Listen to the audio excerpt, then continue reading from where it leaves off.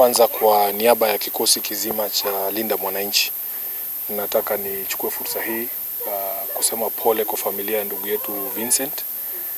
Sisi wakati ambapo tumepanga mkutano wa Kitengela siku chache ambazo zilipita, hatukukusudia kwamba mtu yeyote atapoteza maisha yake kwa sababu mkutano huo na mikutano yote ambayo inaongozwa na wanalinda mwananchi inakusudiwa kuwa mikutano ya amani. Huyu ni kijana mdogo sana, angalia mwacha msichana mdogo, anatuambia ako na miaka 24, mtoto wake yuko na chini ya miaka 2. Ni mzigo mkubwa kwa mtu yeyote, na haswa kwa mtu ambaye ni mchanga jinsi ambavyo Hadija yuko, na tunataka kusema pole. Sisi hatuwezi kufanya lolote kurudisha maisha ya Vincent. Familia yenyewe imetueleza kwamba Vincent hata hakuwa katika mkutano wetu. Mkutano tayari ulikuwa umekwisha baada ya kutibuliwa kutumia vitoa machozi. Tulikuwa tumeshaenda, yeye alikuwa katika shughuli zake. Lakini polisi hapa Kitengela wakampiga risasi pasi na sababu yoyote. Tunataka tuseme Mungu aweze kuiweka roho yake mahali pema peponi. Sisi kama viongozi wa taifa hili, hata kama tunajua kwamba serikali ambayo iko haiheshimu haki na haiheshimu maisha ya mwananchi, tutazidi kushinikiza kwamba wale askari ambao walimpiga Vincent risasi pamoja na vijana wengine wote ambao wameuawa katika maandamano ya amani waweze kuletwa mbele ya sheria. Tunajua kwamba William Ruto hatafanya mambo haya, lakini nataka kukupa hope kidogo dada yangu, kwamba chini ya miezi 18 kwa mapenzi ya Mwenyezi Mungu tutakuwa na serikali ambayo inaheshimu maisha, na wale wote ambao wamehusika katika kuchukua maisha ya Vincent na wengine kama yeye bila sababu yoyote lazima watafika kizimbani kujibu mashtaka ambaye itawakabidhi. Mimi nataka niseme tunasikitishwa kwamba serikali ya William Ruto na polisi yake wanajaribu kutugeuzia mambo ili hali wao wenyewe ndio wenye kuleta vurugu na fujo katika mikutano ya hadhara. Wewe unataka kuniambia ya kwamba mimi Sifuna naweza kutarajia kwamba nitatoa fedha zangu mimi mwenyewe, niandae mikutano, kisha nipige tear gas mkutano wangu mimi mwenyewe, kisha tumshike yule ambaye amepiga tear gas tumpige tena sisi wenyewe? Itawezekanaje bwana? Itawezekanaje? Tunataka kuambia kwamba hatutatishwa. Wakenya wana uhuru wa kutembea, Wakenya wana uhuru ya kushirikiana, Wakenya wana uhuru wa kuzungumza na kusema mambo yao. Tunataka katika mfumo wa demokrasia kila mtu apewe ruhusa ya kusema mambo ambaye anahitaji kusema ama anafikiria kwamba ni sawa kwake. So sisi tunataka tusimame na familia hii ndogo, na nataka niwahakikishie kwamba tutasimama na nyinyi, tuhakikishe kwamba Vincent amepumzishwa, kwamba haki itapatikana, iwe ni leo ama baada ya uchaguzi wa mwaka 2027 wakati ambapo tumefurusha serikali hii dhalimu, lakini ukweli wa mambo ni kwamba lazima haki itapatikana. Kwa hayo mengi, sisi tunasema tu pole na tunaomba kwamba Mwenyezi Mungu aweze kuwafariji wakati huu mgumu. Unajua kwamba tuliandika mkataba fulani na kati ya baba Raila Amolo Odinga na Mheshimiwa Rais William Ruto. Jambo ambalo linanitia hofu ni kwamba imesalia chini ya wiki 2 mkataba huo kufikia kikomo, kwa sababu lile jopo ambalo liweze kutoa ripoti ya mwisho kuhusu zile fidia ambazo zilifaa zitolewa kwa familia za wale ambao wameuawa hapa Kitengela na kwingine hapo nyuma, ilipewa hadi tarehe 7 mwezi wa 3 kuweza kukamilisha ripoti yake, kuambia Wakenya kwamba familia hizo zote zimetolewa fidia. Kufikia sasa familia hizo zinatuambia hamna mtu hata kutoka kwenye serikali ambaye amewafikia tu kuwauliza hata warekodi statement ama kitu chochote. Kwa hivyo tunajua kwamba William Ruto anavyoadaa Wakenya wengi na Wakenya wa kawaida, pia alikuwa na mahadaa Mheshimiwa Raila Amolo Odinga. Hakuwa na nia yoyote ya kutekeleza mkataba huo, na tunajua kwamba itakapofika tarehe 7 mwezi wa 3 huo mkataba utakuwa umefikia kikomo na hawezi kutuambia kitu chochote kingine. Ndio maana naipa familia hii ile hope ya kwamba chini ya miezi 18 mimi natumaini kwamba baada ya Wakenya kumfurusha William Ruto, tutaweka serikali ambayo itaheshimu maadili, ambayo itaheshimu haki za kibinadamu na ambayo itarekebisha makosa yote ambayo yamefanywa na serikali hii ya dhalimu ya. Kwanza mimi nataka kutoa ujumbe kwa vijana wenzetu. Tafadhali usikubali kutumiwa kuja kuharibu mikutano ya watu wengine. Yule kijana ambaye alilipua tear gas, na tunaarifiwa kwamba ni polisi ambaye alikuwa amevalia sare ambazo si rasmi, aliweza kujeruhiwa vibaya sana. Kama sio Mheshimiwa Babu Owino hapa kuambia wale vijana ambao walimfuata mpaka wakamshika, na wengine wao walikuwa hata na pingu. Pingu ni vitu ambavyo vimepatikana na polisi. Vile Mheshimiwa Babu amekuelezea, bunduki za Kenya ziko na namba ya usajili. Risasi za Kenya zina namba za usajili. Hizi tear gas zina namba za usajili. Unaweza kujua kituo kipi cha polisi kilikuwa kimepewa batch fulani ya tear gas. Unaweza kujua ni nani alipewa hiyo batch, ni nani aliletea huyu polisi ambaye alikuwa amevaa plain clothes, nani alimpatia, alitoka kituo gani. Kwa hivyo sisi tunataka kuwaonya, iwapo utakuja katika mikutano kuvuruga mikutano ya wenyewe, kama sio Mheshimiwa Babu Owino, tungekuwa na kisa kama kingine cha mtu kuuawa pale Kakamega, lakini alipandishwa pale kwenye jukwaa. Badala ya hawa maafisa wa ujasusi watuambie wamempata huyo mtu, wakamhoji kuhusu jinsi ambavyo aliweza kupata hiyo tear gas, na kama yeye ni afisa wa polisi, wanasema kwamba sisi wenyewe tunajipiga tear gas. Haiwezekani. Na nataka kuambia jeshi la polisi, sisi wanalinda mwananchi tuko tayari. Kama mna ushahidi wowote kwamba Mheshimiwa Babu ama mimi ama Mheshimiwa James Orengo ama kiongozi yeyote yule wa Linda Mwananchi ana vifaa ambavyo haviruhusiwi kuwa katika mikono ya mwananchi wa kawaida, basi mtuite, basi mtushike na mtuonyeshe huo ushahidi. Lakini kwa sasa vidole vyote tutavielekezea vikosi vya polisi vya Kenya na Mheshimiwa William Ruto, kwa sababu yeye ndiye mwenye kuchukua Biblia na kuapa kwamba atalinda mali na maisha ya wananchi hapa Kenya. Kawaya, na kuna mtu ameshika na ananiambia huyu jamaa wako ameangushwa hapa. Akapiga simu tena, akaambiwa huyu jamaa wako amekufa, kuja muone. Sasa ile harakati anaenda, anapata maaskari wamesurround hapo. Mimi nikatoka hapa kwenda huko, kufika enyewe nilimuonea mbali, kulikuwa na crowd, singefika hapo. Sasa wenye maaskari waliona watu ni wengi, wakarusha tear gas, watu wakaenda. By the time tunarudi, tulipata wameenda na mwili. Hatukuiona. Na ile tunaweza omba tu hiyo support, na kazi sikuwa na nenda kwa kila kitu. Na mwingine wa familia anataka mmoja anaweza ongea. Vini ni mtoto mwenye hajui hata kupigia mtu hata ngumi. But it is for our son. Juu kusema ukweli, ile time Vin alishutiwa na time yenye ameulewa. Kwenda Kitengela Sub County Hospital, tunaambiwa wenye wameumia wako hapa, muangalie kama hapo. Tukaenda hapo hakuwa. Tukadecide kwenda kwa nyumba. Ndio the following day kwenda police station. Hatuwezi rudisha maisha yake. So mimi chenye naomba tu ni Kisumu airport area. Otongo. Prison. Airport. Tumfikishe nyumbani, tumzike na amani na turudi. Huyu tu aone venye atalea huyu mtoto. Tusikono nafikiri itatupatia mawazo mengi. But justice for our son. Marehemu mwenye amepigwa risasi, huyo ni ndugu yangu. Ilikaa naye mwaka mmoja na miezi 6 kwa nyumba kama hiyo. Akajua kazi yake, akaanza kujikimu kimaisha baadaye. Kaa naye mwaka mmoja na miezi 6.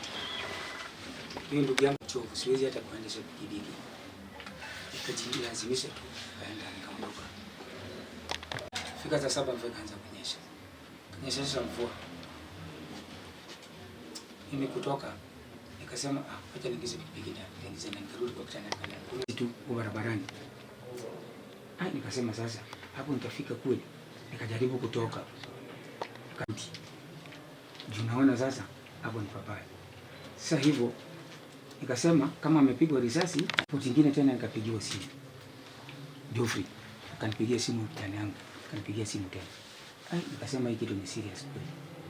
Sasa mimi nilipotoka, sasa mimi nilikuwa naomba siti moja. Tulipata siti moja.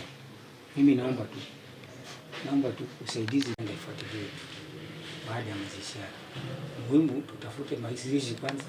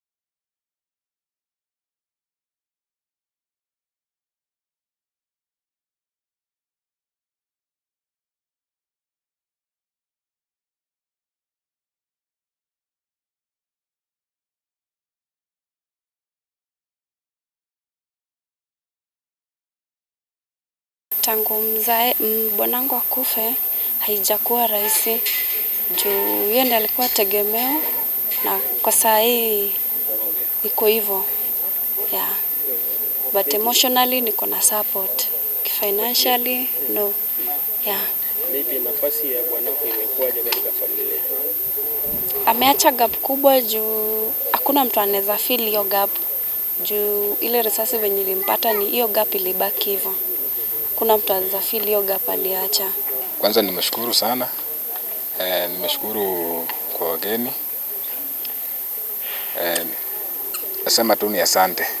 But kwa hii pengo ya Vincent bado itakuwa tumebaki na hiyo machungu ya serikali kuwaua tu na kesi fuatiliwi.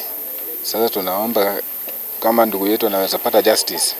Tunaona amewacha kijana mdogo, amewacha msichana mdogo na mtoto mdogo. Sisi kama familia ndio tumebaki na yeye. Sasa justice yake ndio tunaomba tu. Ilishatendeka, tumekubali. But what we just want is justice for our son. Justice for our son. Kuzio pengo yenye ameacha hakuna mtu mwenye anaweza ijaza. Mnaona ameacha msichana mdogo, mtoto mdogo. Sisi wenyewe mkono yetu hatuwezi mfikia yote.